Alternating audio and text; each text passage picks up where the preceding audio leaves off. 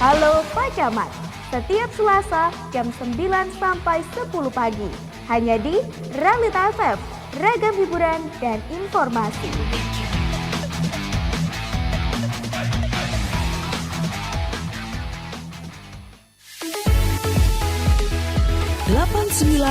satu Realita FM Pamekasan. Radionya kerabat Madura.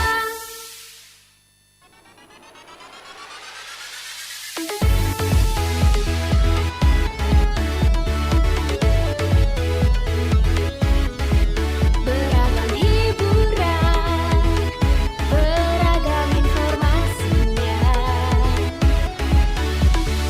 89,1 Realita FM Pamekasan. Radionya kerabat Madura. Perubahan jam tayang dan program baru Realita FM. Morning Show, setiap hari Senin sampai Sabtu, mulai dari jam 7 pagi sampai 9 pagi, menyajikan informasi nasional dan internasional. Program baru Realita FM, Ruang Kabar. Ruang Kabar, program yang menyajikan berita dan informasi lokal dan regional Jawa Timur.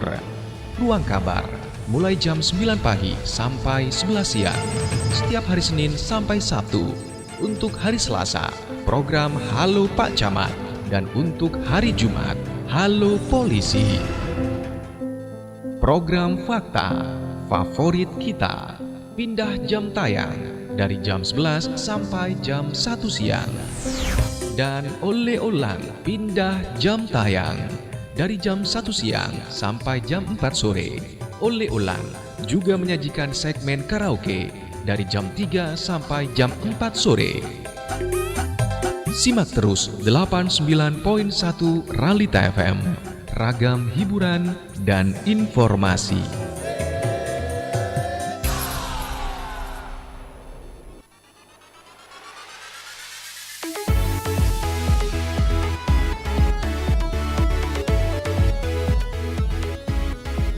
Beragam hiburan, beragam informasinya.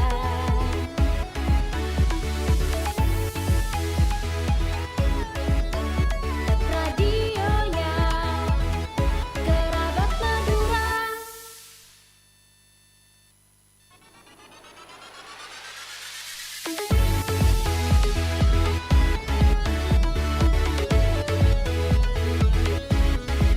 Beragam hiburan, beragam informasinya. 89,1 Realita FM Pamekasan. Radionya kerabat Madura.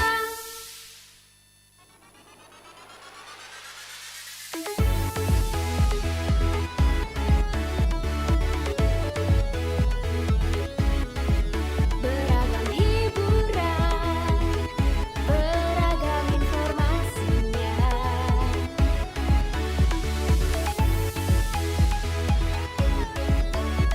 Radionya kerabat Madura.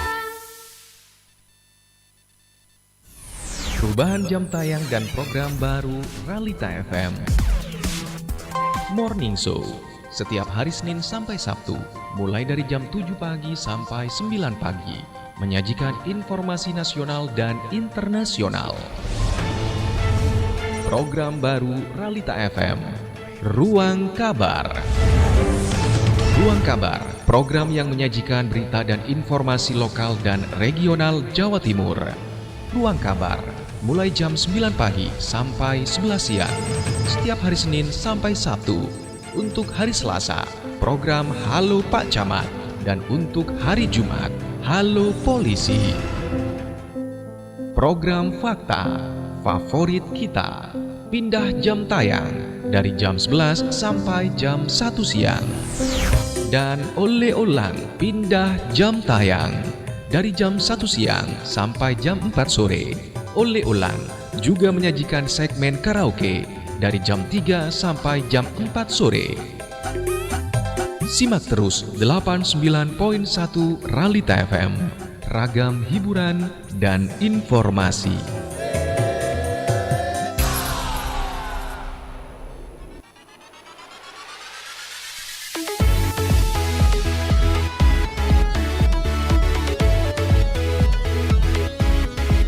Beragam hiburan, beragam informasinya.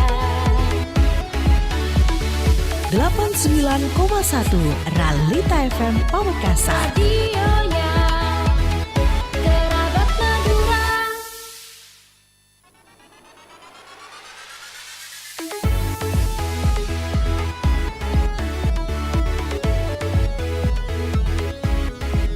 Beragam hiburan, beragam informasinya.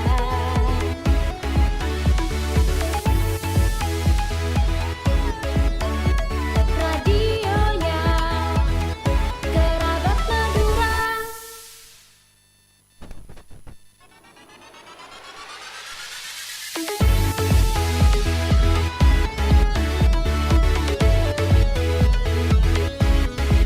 Beragam hiburan, beragam informasinya.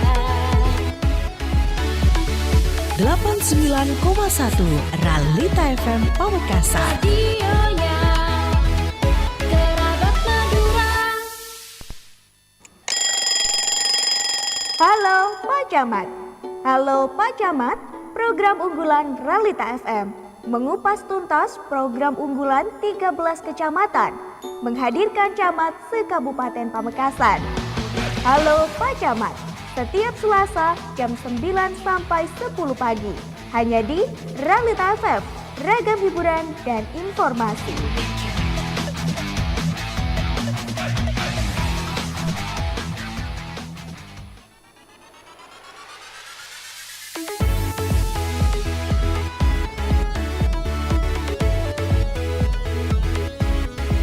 Beragam hiburan, beragam informasinya.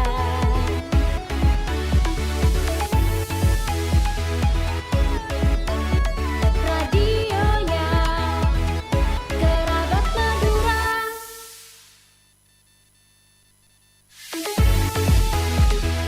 89,1 Realita FM Pamekasan. Radionya Kerabat Madura.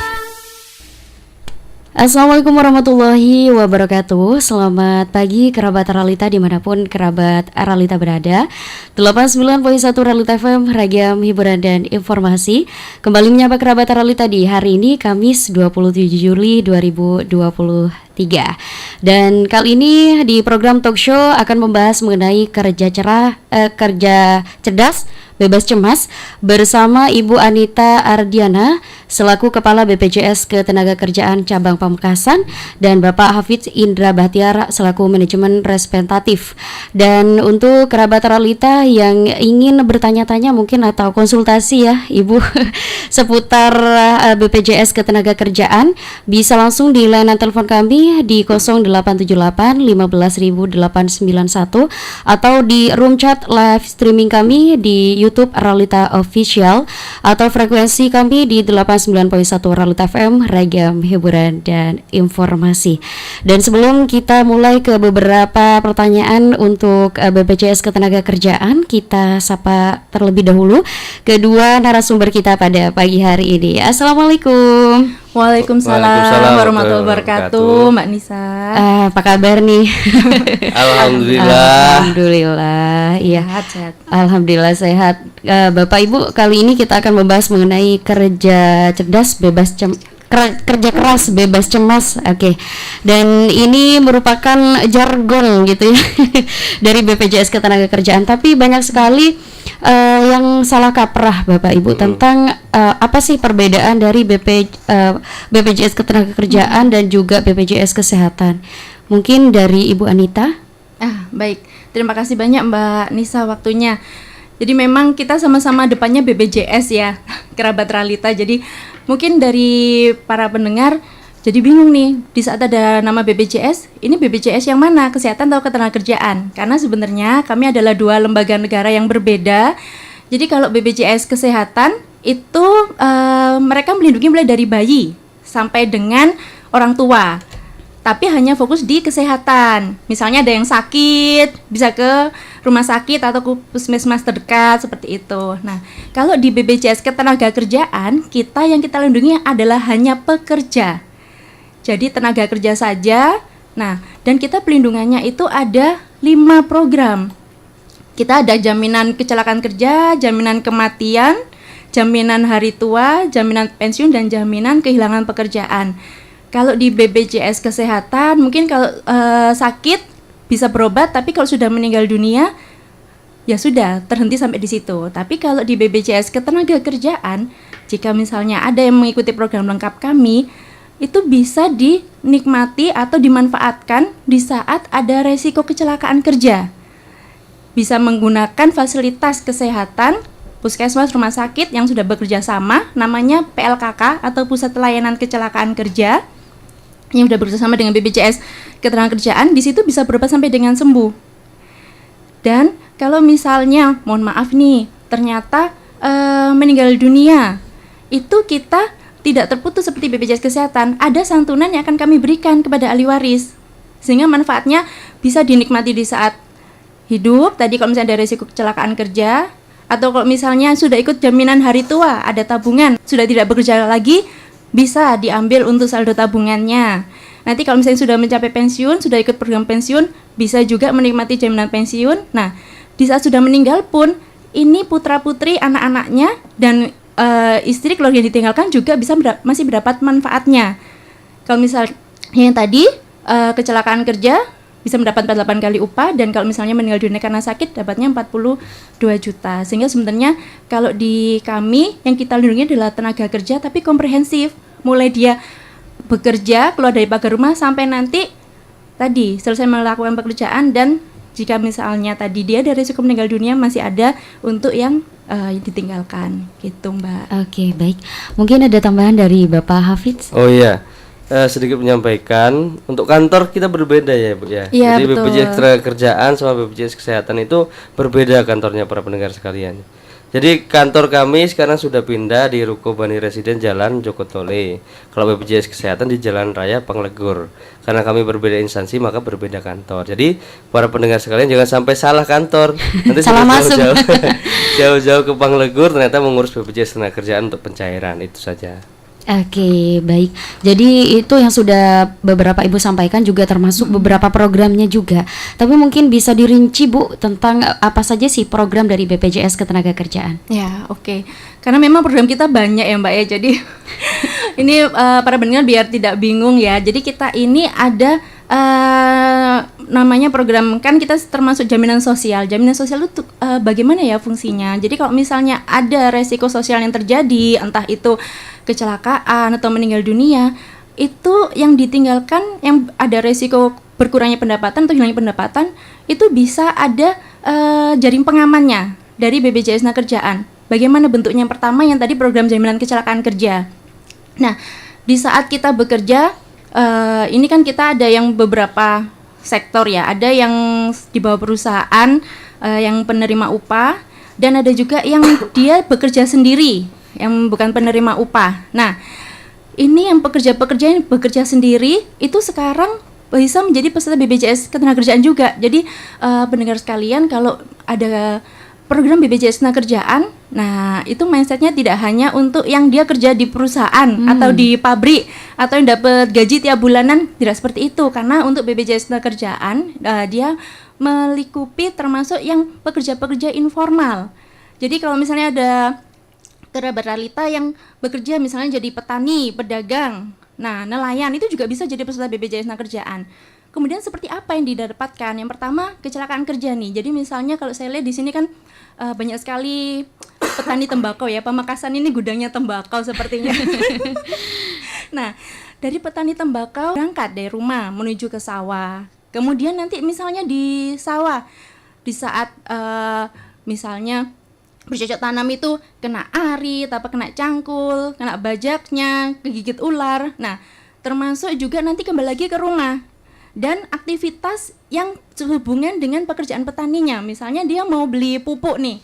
Dia petani di Batu Marmar. Nah, beli pupuknya cuman adanya di kota, di Pamekasan. Nah, akhirnya harus jauh-jauh ke kota beli pupuk. Nah, itu juga dalam perjalanan membeli pupuk itu dia bisa terlindungi juga BPJS Ada Ketenagakerjaan. jaminannya begitu ya, Kalau Bu? misalnya terjadi sesuatu di jalan, nah bisa langsung ke kerjasama dengan kami tadi PLKK-nya, bisa puskesmas, semua puskesmas sudah kerjasama. Kemudian bisa ke RSUD Smart kalau di Pamekasan ini bisa.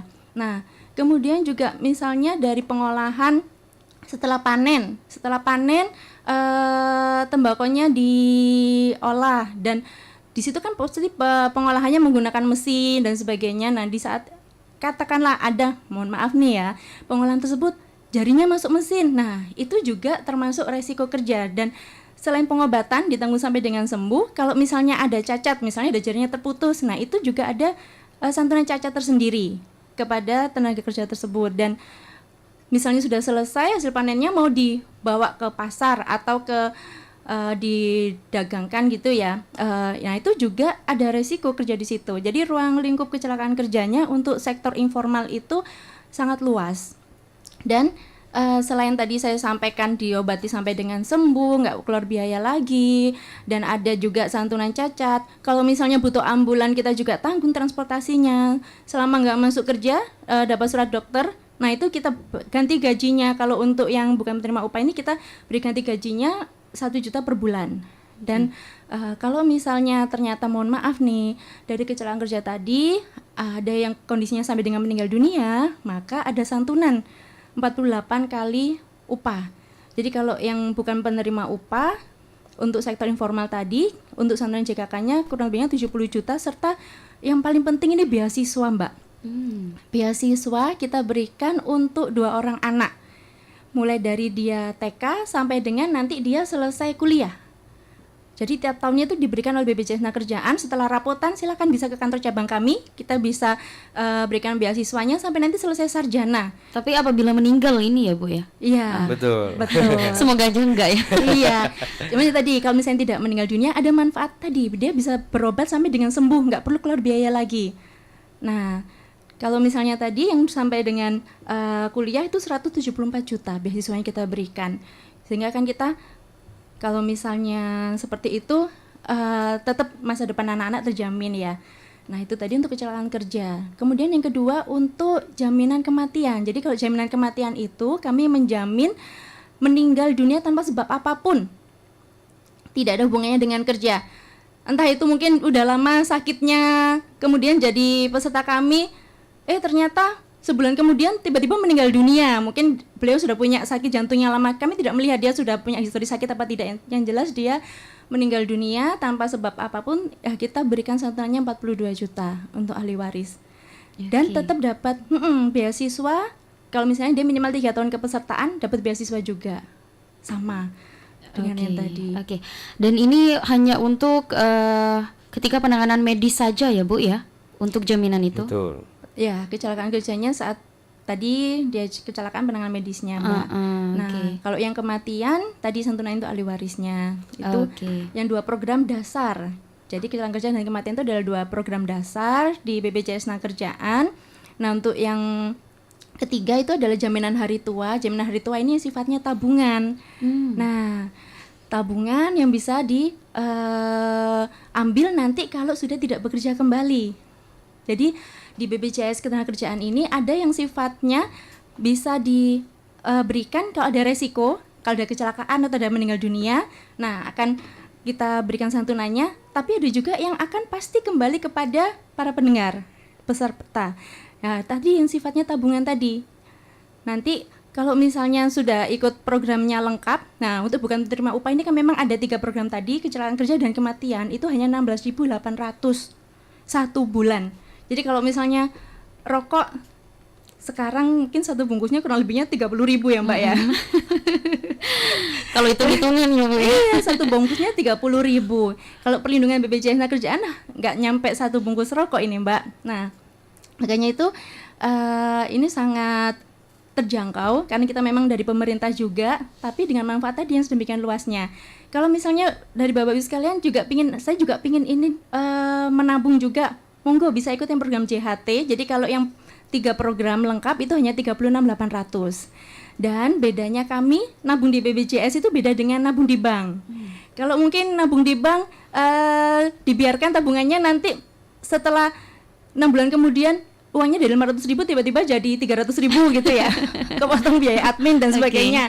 Kalau di BPJS Tenagakerjaan tidak ada biaya administrasi. Jadi untuk uang Bapak Ibu sekalian pasti akan kami berikan tanpa potongan biaya administrasi, justru malah ada pengembangan di sana, Mbak. Jadi pasti akan meningkat. Nah, untuk sektor yang tadi bukan penerima upah, premi itu tadi jadi 3 program lengkap itu hanya 36.800. Kalau misalnya yang sekarang nih yang sudah ikut perusahaan, nah juga pingin saya sudah diikutkan 3 program, Bu. Baik, tapi kita ada tambahan 2 program lagi yang bisa ditambahkan. Bisa dari perusahaannya menambahkan ikut jaminan pensiun. Nah, kalau jaminan pensiun di sini, sehingga kalau misalnya nggak perlu lagi jadi PNS ya Mbak ya, untuk dapat pensiun. Sekarang swasta pun bisa dapat pensiun tuh. Jadi Bapak Ibu sekalian, para HRD, kalau misalnya dari karyawannya ada yang belum ikut jaminan pensiun, diikutkan saja. Nah, nanti di saat mereka usia pensiun bisa mengambil tabungannya. Sehingga nanti ada 2 yang akan diberikan, jaminan hari tuanya, saldo tabungan hari tua dan tabungan pensiunnya. Dan itu untuk jaminan pensiun itu kalau misalnya memenuhi masa kepesertaan 15 tahun bisa dapat kayak PNS Mbak tiap bulan. Tiap bulan dapat pensiun dari BPJS Tenagakerjaan. Tapi kalau misalnya belum 15 tahun kita tetap berikan, tapi berikannya langsung sekaligus. Seperti itu. Baik. Iya. Ada tambahan mungkin dari Bapak? Iya, mungkin sedikit tambahan ya. Mungkin untuk kecelakaan kerja tadi yang di cover hanya untuk pengobatan medis ya Mbak ya. Jadi untuk pengobatan non medis mungkin yang terbiasa dengan Kayak pengobatan terapi non medis, gitu ya. terapi yang non medis itu mohon maaf lah belum bisa di cover. Belum. Kayak sangkal putung ya maksudnya ya, Mas, ya? Sangkal putung juga. Yang tradisional itu Tradisional gitu. Kita Belum bisa Tidak diklaim ya. Iya, Oke. tapi kalau dari BPJS Tenagakerja ternyata butuhkan operasi di rumah sakit, itu biaya tidak membayar biaya sama sekali gitu Mbak. Jadi lebih bagus dioperasi di rumah sakit daripada harus ke non medis. Misalnya kejadian sama patah gitu. Kalau yang medis kan lebih bisa dipertanggungjawabkan gitu Mbak ya. Mungkin itu saja Mbak. Oke, baik. Berarti tadi juga sedikit menyinggung tentang pekerja bukan penerima upah atau BPU ya, betul. Bapak Ibu. Kalau boleh tahu siapa saja sih yang termasuk bagian dari pekerja bukan penerima upah ini, Bu? Sebenarnya kalau di Indonesia itu kalau saya lihat justru malah banyak yang ini ya Mbak ya, pekerja informal atau pekerja mandiri. Karena banyak sekali nih, kayak tadi saya contohkan petani, pedagang, nelayan, tukang becak.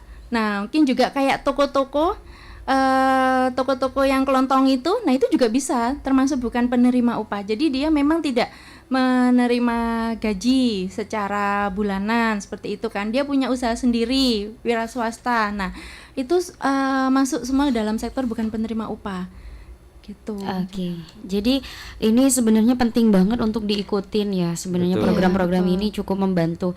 Dan apa sih alasannya kenapa masyarakat perlu mengikuti beberapa program yang disajikan atau ditawarkan oleh BPJS Ketenagakerjaan? Monggo Bu. Ya, karena tadi seperti saya sampaikan ya, ini kan adalah jaring pengaman dari resiko yang terjadi karena pasti yang pertama kita yang hidup ini pasti akan meninggal ya Mbak ya. Nah, dan kemudian yang kedua resiko itu tidak tahu kapan akan terjadi. Musibah itu kita tidak tahu kapan akan terjadinya.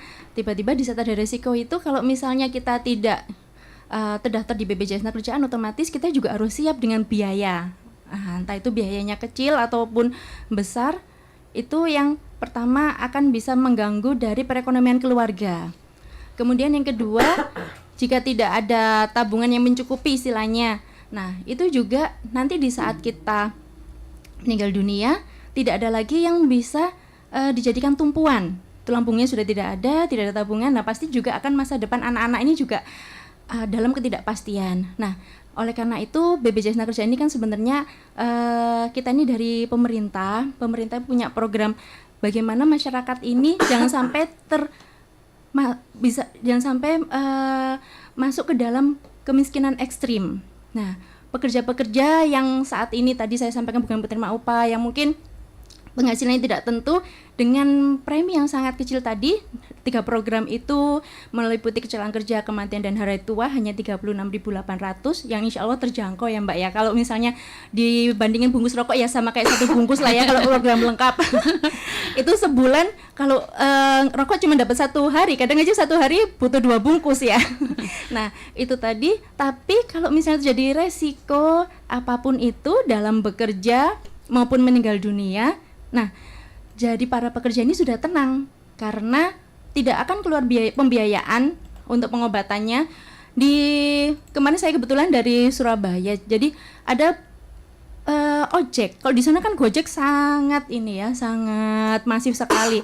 Itu kecelakaan di saat mengantar order, habis 1,8 miliar di Rumah Sakit Siloam. Itu kami tanggung sampai dengan beliau sembuh. Nah, kalau misalnya tidak ada pembiayaan seperti itu, tidak ada dana cadangan dan tidak ikut BPJS Kerjaan, pastinya akan menjadi susah. Harus berutang sana sini dan sebagainya. Kemudian yang keduanya tadi, dengan adanya program beasiswa ini dari BPJS Ketenagakerjaan, kalau misalnya terjadi resiko sesuatu dengan tulang punggung, insya Allah anak-anak putra putri kita kan pasti bekerja untuk keluarga ya. Jadi anak putra putri kita itu masih bisa bersekolah sampai dia selesai sarjana. Karena memang benar-benar kami berikan beasiswanya itu mulai dari dia usia awal masuk sekolah TK tadi sampai dengan selesai sarjana S1-nya. Nah, itu sih. Jadi kenapa setiap pekerja, tidak hanya yang di bawah perusahaan, justru pekerja-pekerja informal ini mereka perlu dengan adanya program dari pemerintah ini, karena tadi di saat ada resiko, saat kita bekerja tidak akan membebani dari keluarga yang ditinggalkan dan kita bisa memastikan masa depan dari anak-anak kita. Oke, baik. Ada tambahan? Pak Cukup, Hafid? Mbak, cukup. Oke, cukup. Ini untuk beberapa penjelasan dari 3 program itu, Ibu. Bagaimana sih cara untuk mendaftar menjadi peserta program BPJS Ketenagakerjaan? Oh iya, Alurnya, Bu. betul. Ini kalau semua sudah tergerak. Oh iya, ternyata saya butuh nih BPJS Ketenagakerjaan. Nah, kalau untuk pendaftarannya itu juga sangat mudah. Dari kami yang diperlukan tuh hanya KTP. Jadi bisa silakan langsung ke kantor cabang kami di Pamekasan di Jalan Joko Tole. Jadi kalau misalnya Bapak Ibu sekalian ada Bani Residen, ada ruko di depannya, kita sekarang di situ Mbak. Nah, tinggal bawa KTP-nya aja di situ. Nah, nanti bisa menghubungi petugas kami atau Mas Hafiz bisa di-share nomor teleponnya. Mas Hafiz ini 24 hours 7 days ya, seperti McD. Siap siaga berarti ya? Iya, Siap-siaga. bisa kontak dari tim kami juga. Oke, baik. Dan ini Bu, apa mungkin ada aplikasi mungkin yang bisa digunakan untuk masyarakat? Sekarang kan serba online juga. Ini bagaimana, Bu? Iya, betul. Jadi kami sekarang sudah berbasis web sih Mbak sebenarnya. Kalau untuk proses pendaftaran, kemudian untuk proses pengeklaiman itu juga bisa melalui aplikasi. Jadi kalau Bapak Ibu sekalian sudah jadi peserta BPJS Ketenagakerjaan, nah di Play Store itu ada namanya aplikasi Jam Sostek Mobile atau JMO. Bisa di-download aja aplikasinya. Di situ bisa diakses semua informasi tentang BPJS Ketenagakerjaan, termasuk misalnya nih penasaran saldo saya sekarang berapa ya. Nah, itu bisa dilihat di situ. Saldonya berapa, saldo JT-nya, termasuk nanti kalau misalnya di situ mau mengajukan klaim. Kalau saldonya di bawah 10 juta bisa langsung diajukan klaimnya lewat Jam Sostek Mobile. Nah, nanti tinggal diikuti alurnya, biasanya diminta foto, kemudian nanti mengisi nomor rekening dan sebagainya. Nanti langsung masuk ke rekening Bapak Ibu sekalian. Jadi prosesnya itu nggak sampai 5 menit Mbak. Kayak kita transaksi mobile banking gitu, langsung masuk ke rekening gitu. Dan di Jam Sostek Mobile sendiri itu juga banyak aplikasi lifestyle-nya ya. Jadi kalau misalnya yang suka streaming, kayak kemarin ada ini bola itu yang disiarkan dari RCTI, kita juga bisa nonton dari aplikasi JMO itu di situ.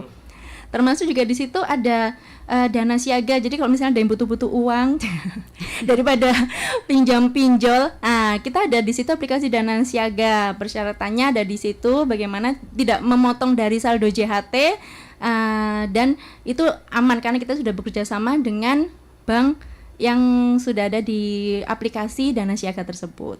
Oke, Gitu. baik. Ada tambahan, Pak Hafid? Cukup ya? Cukup. Ini Pak Hafiz dari tadi mencerna kayaknya Bu ya. Oke. Dan ini Bu untuk pekerja bukan penerima upah pekerja bukan penerima upah atau BPU Ibu.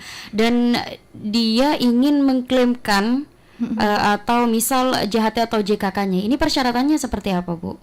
Iya.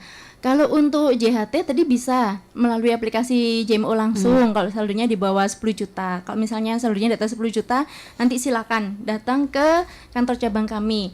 Nah, untuk yang persyaratan klaim sebenarnya di web kami itu sudah sangat lengkap, jadi bisa Bapak Ibu sekalian bisa mengakses ke www.bpjsnakerjaan.go.id.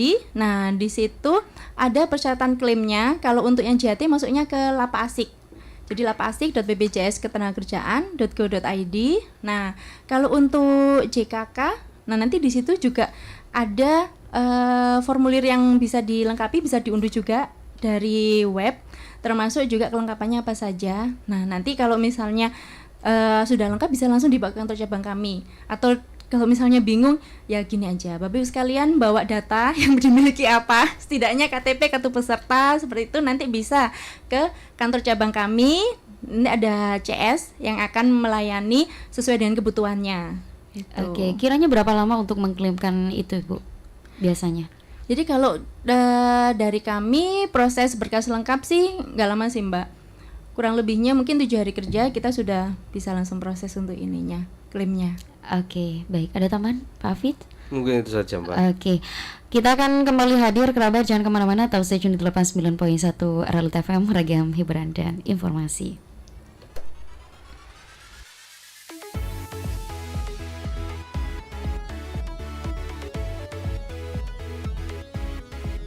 Beragam hiburan, beragam informasinya.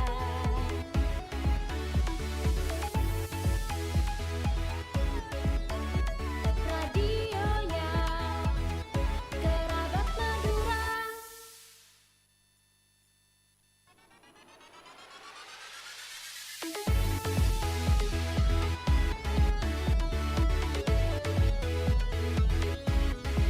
Beragam hiburan, beragam informasinya.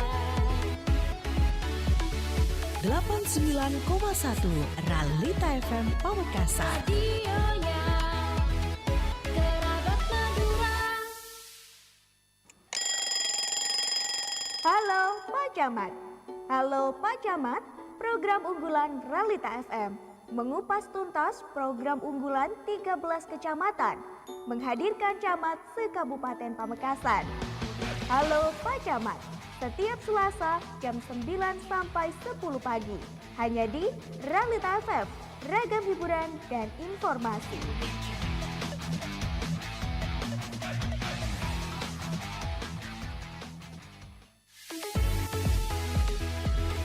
Sembilan 89,1 Realita FM Pamekasan. Radionya Kerabat Madura.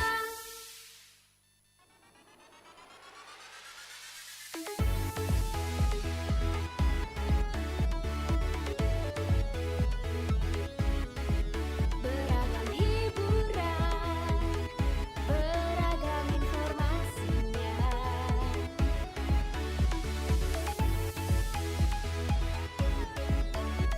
Radionya Kerabat Madura. Perubahan jam tayang dan program baru Realita FM. Morning Show, setiap hari Senin sampai Sabtu, mulai dari jam 7 pagi sampai 9 pagi, menyajikan informasi nasional dan internasional. Program baru Realita FM, Ruang Kabar. Ruang Kabar, program yang menyajikan berita dan informasi lokal dan regional Jawa Timur. Ruang Kabar, mulai jam 9 pagi sampai 11 siang, setiap hari Senin sampai Sabtu. Untuk hari Selasa, program Halo Pak Camat, dan untuk hari Jumat, Halo Polisi. Program Fakta, Favorit Kita, pindah jam tayang dari jam 11 sampai jam 1 siang. dan oleh-olang pindah jam tayang dari jam 1 siang sampai jam 4 sore. Oleh-olang juga menyajikan segmen karaoke dari jam 3 sampai jam 4 sore. Simak terus 89.1 Ralita FM, ragam hiburan dan informasi.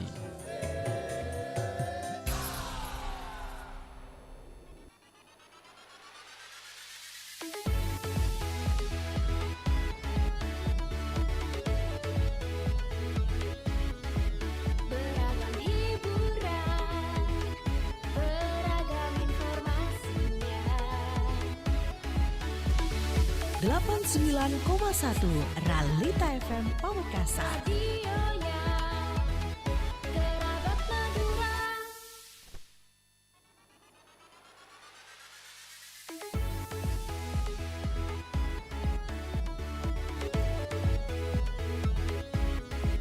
Beragam hiburan, beragam informasinya.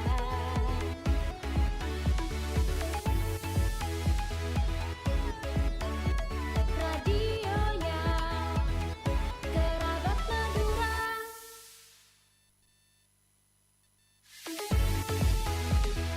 89,1 Ralita FM Pamekasan. Radionya kerabat Madura. 89.1 Ralita FM, ragam hiburan dan informasi. Terima kasih bersamanya kerabat Ralita masih setia di program talk show bersama Ibu Anita Ardiana dan juga Bapak Hafidz Indra Bahtiar.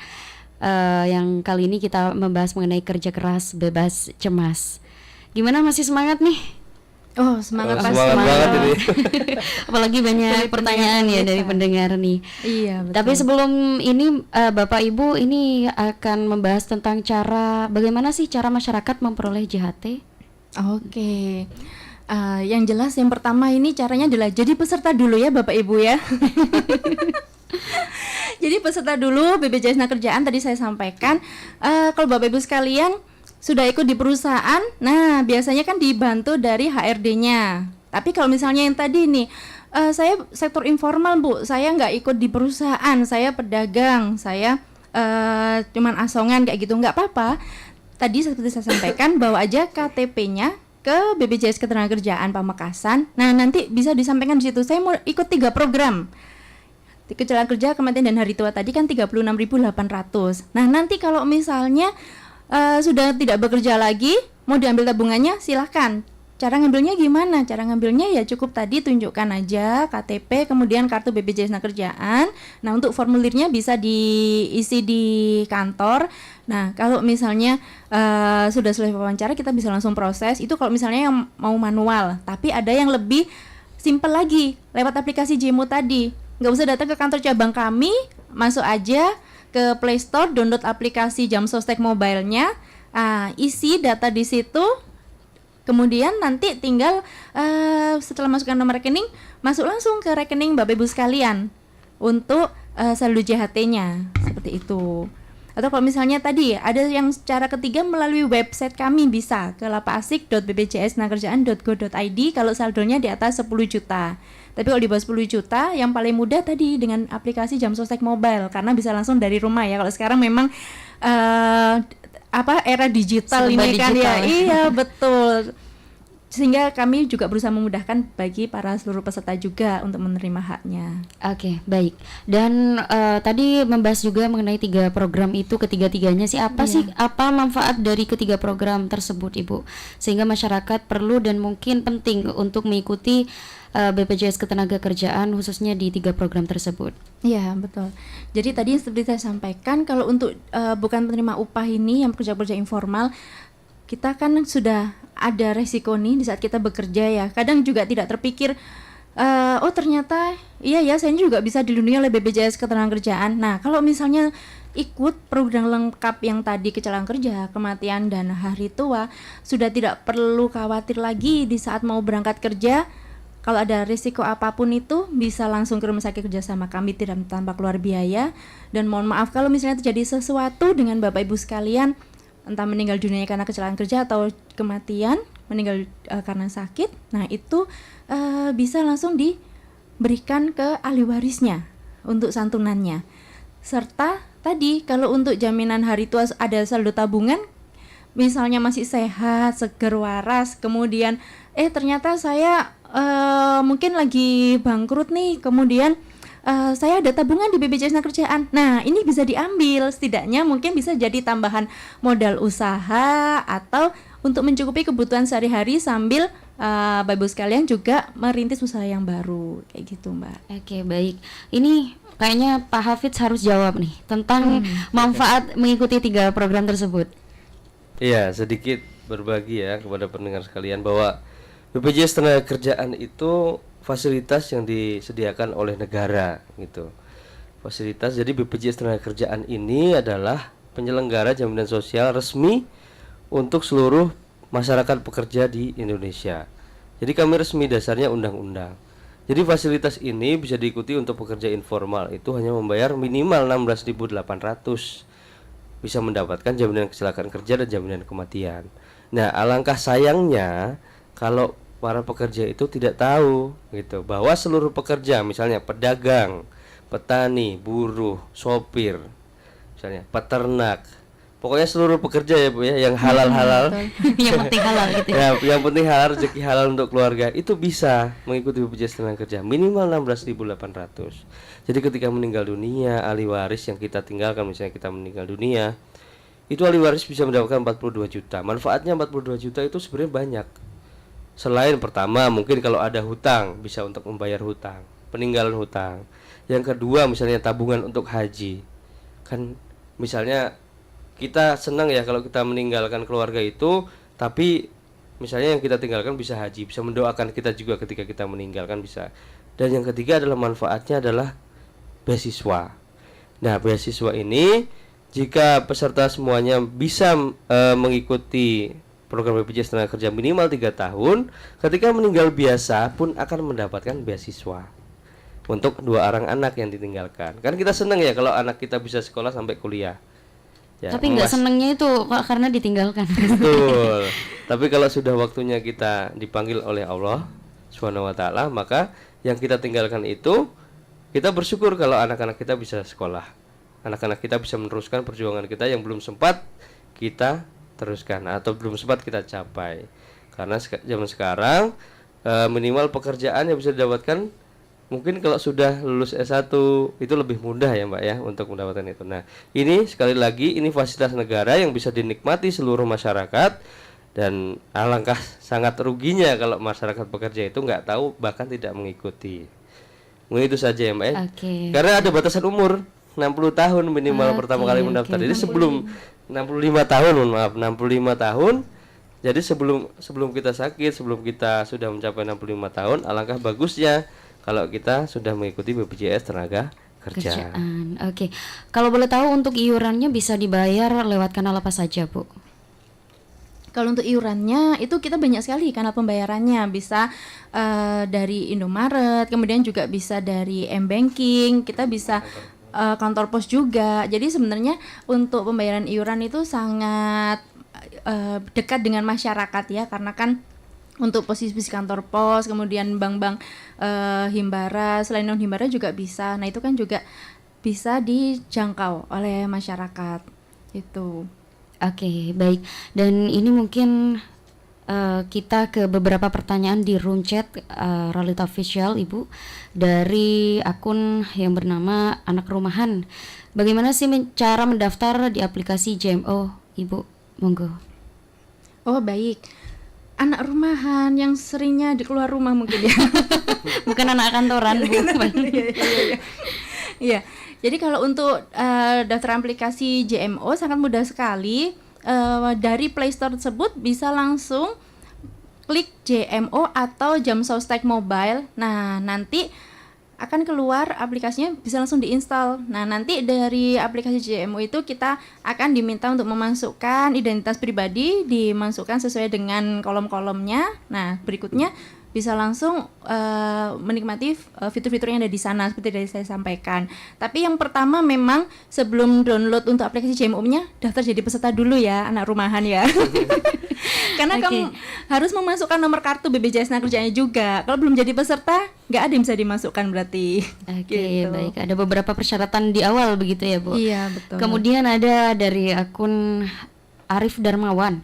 Apa BPJS diklaim hanya pada saat kecelakaan kerja saja, Bu? Iya. Jadi kalau untuk BPJS Tenagakerjaan ini pastinya tadi seperti saya sampaikan diklaimnya sesuai dengan program yang diikuti. Kalau misalnya mengikutinya yang basic sekali, yang kecelakaan kerja dan kematian yang hanya 16.800, nah nanti pengajuan klaimnya berarti kalau misalnya terjadi ada mohon maaf resiko kecelakaan kerja atau meninggal dunia. Tapi kalau mengikuti juga termasuk program yang tadi jaminan hari tua dan jaminan pensiun juga, nah itu nanti bisa diajukan klaimnya, bisa mendapatkan selain tadi perlindungan kalau resiko kecelakaan kerja dan kematian, sewaktu-waktu tidak bekerja lagi, ada tabungan yang bisa diambil. Jadi ada yang kembali pada peserta. Selain resikonya dilindungi di saat bekerja dan meninggal dunia, nah satu saat nanti ada nih uang yang bisa kembali berupa tabungan jaminan hari tuanya. Kalau di perusahaan bisa ikut juga jaminan pensiun. Kemudian satu plus lagi Mbak, kalau yang ikut perusahaan itu dia juga bisa mendapatkan jaminan kehilangan pekerjaan tanpa ada tambahan iuran. Nah, kalau misalnya ada PHK dari perusahaannya, tiba-tiba perusahaannya bangkrut kemudian di PHK karyawannya, bisa mengajukan jaminan kehilangan pekerjaan itu. Jadi kita bisa memberikan bantuan uang tunai. 3 bulan pertama kita berikan 45% gajinya, 3 bulan berikutnya 25% gajinya, serta dia juga bisa mengakses pasar kerja, lowongan pekerjaan, dan ada pelatihan kerja gratis juga. Nah, itu yang nilai plusnya untuk yang ikut ke perusahaan. Oke, baik. Ini dari akun Agung Sulaiman dan juga Indah Permata, mungkin sudah cukup dijawab dari tadi, Bu. Kemudian ini dari akun Leli Puspita. Jika orang tua meninggal, apakah BPJS Ketenagakerjaan bisa diklaim oleh ahli warisnya? Oh Monggo, iya. Bu. Kalau untuk orang tua yang meninggal, pertama dipastikan orang tuanya terdaftar jadi peserta BPJS Tenagakerjaan dulu ya, Mbak Anissa ya. Karena kalau misalnya orang tuanya belum jadi peserta, tiba-tiba harusnya mengajukan, nah kan kita juga tidak ada database-nya di kami. Jadi kalau memang betul orang tuanya ini jadi peserta BPJS Tenagakerjaan, boleh diajukan klaimnya oleh ahli waris. Nah nanti ahli warisnya kan akan mengikuti susunan ahli waris yang ada sesuai dengan ketentuannya. Seperti itu. Oke, baik. Kemudian ada dari akun Dwi Anggra ini, klaim BPJS Ketenagakerjaan bisa diklaim tidak kalau kecelakaannya selain di tempat kerja, Bu? Oke, ya. Jadi tadi kalau untuk kecelakaan kerja ini kita sebenarnya ruang lingkupnya sangat luas sekali. Terutama khususnya yang tadi yang sektor penerima upah ya. Seperti saya sampaikan, kalau petani itu tidak hanya resikonya di sawah aja. Nah, ada resiko dia berangkat ke sawah, kemudian kembali lagi ke rumah. Ada resiko dia mengolah hasil panennya. Misalnya kalau yang beras kan kita ada seleb beras kayak gitu ya Mbak ya. Nah, kemudian dia ada resiko juga di saat dia menjual hasil panennya. Entah itu dia ke pasar atau dia keperluan terkait untuk pertaniannya, membeli pupuk, mungkin juga untuk yang pembasmi hama dan sebagainya. Nah, itu jadi sektornya sangat luas sekali, tidak hanya di Tempat sawah. kerjanya. Betul. Okay. Yang jelas semua aktivitas yang dilakukan yang berhubungan dengan pekerjaan, nah itu perlindungan kecelakaan kerja di situ. Berarti cakupannya cukup luas ya, Bu? Iya, Oke, betul. baik. Sesuai dengan bidang kerjanya masing-masing. Oke, baik. Kemudian dari akun Septiani Rahayu, Bu, Iya. berapa minimal waktu bekerja yang diperlukan agar bisa diklaim, Bu? Misal ini dari BPU atau mungkin dari kedinasan mungkin, Bu. Oh iya. Jadi kalau di kami tidak melihat lama waktu bekerjanya. Misalnya bekerjanya hanya 1 hari sejam 2 jam, nah itu tidak masalah. Selama dia memang ada aktivitas pekerjaan di situ, itu dia sudah mempunyai hak. Ini kalau kami informasikan sebenarnya untuk program BPJS Tenagakerjaan ini sebenarnya hak dari seluruh pekerja. Kenapa? Karena tadi dari pemerintah itu tidak melihat dia bekerjanya berapa lama. Misalnya dia barusan sehari kerja, anak magang pun sebenarnya juga sudah mendapat perlindungan BPJS Tenagakerjaan soalnya.